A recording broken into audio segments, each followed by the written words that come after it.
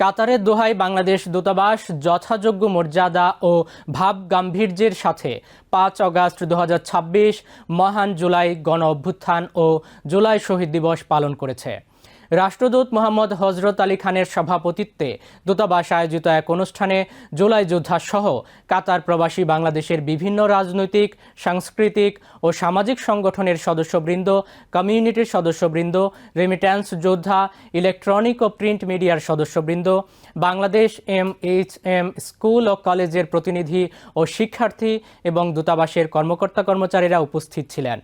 অনুষ্ঠানে জুলাই গণ অভ্যুত্থানে নিহত সকল শহীদ, আহত ও পঙ্গুত্ব বরণকারী সকলের স্বাভাবিক ও সুস্থ জীবন এবং দেশ ও জাতির উন্নতি ও সমৃদ্ধি কামনা করে বিশেষ মোনাজাত অনুষ্ঠিত হয়।